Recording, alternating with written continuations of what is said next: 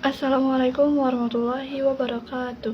Saya Fauziah Nur Fauzia dengan NIM 301250118. Dalam video ini saya akan menyampaikan kembali analisis ilustrasi kasus mengenai kasus manajemen dan juga kritik kerja berdasarkan sudut pandang Daniel Goleman, yaitu tentang kecerdasan emosi dalam manajemen.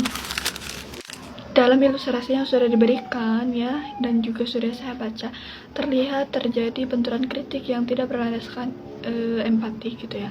Sedangkan menurut Daniel Goleman ada 5 pilar kecerdasan emosi.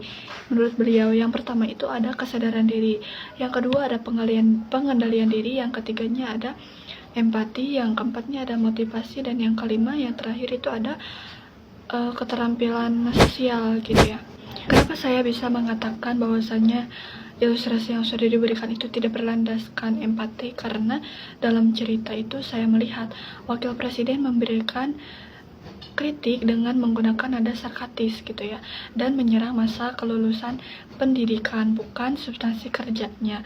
Nah, ini itu sudah menjadi tanda bahwa self awareness dan self regulationnya itu rendah gitu ya, karena kritik yang disampaikan tidak mempertimbangkan dampak emosional individu maupun tim gitu ya. Lalu apakah ada dampaknya gitu ya ketika kritik atau ketika kita memberikan kritik tidak dengan menggunakan pilar empati? Ada dampaknya. Kalau dalam cerita itu insinyur menjadi malu, patah semangat, bahkan depresi gitu ya.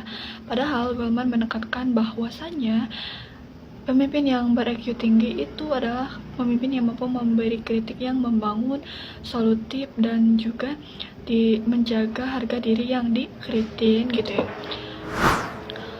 Lalu, jika seandainya saya berada di posisi wakil presiden, yang seharusnya saya lakukan adalah yang pertama, mengapresiasi dulu kepada tim. Yang kedua, menghindari sarkasme. Yang ketiganya itu menyampaikan kritik secara spesifik dan juga objektif. Dan yang keempat, mengajak diskusi solusi bersama gitu ya.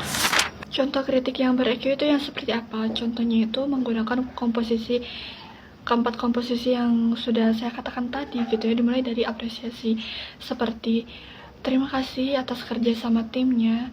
Spesifikasi ini tuh sudah di arah yang baik, namun ada beberapa poin yang perlu kita sempurnakan. Maka dari itu, mari kita revisi bersama agar segera dapat kita eksekusi bersama-sama. Nah, dengan cara yang tadi, kritik kita itu tetap tegas tapi tidak menghancurkan, dan juga motivasi timnya itu masih tetap terjaga. Hubungan kerja tidak rusak, dan juga produktivitas malah makin meningkat. Kesimpulannya, manajemen yang baik bukan hanya soal menilai output atau capaian, tapi juga mengelola manusia dengan perasaannya, martabat, dan juga motivasi mereka.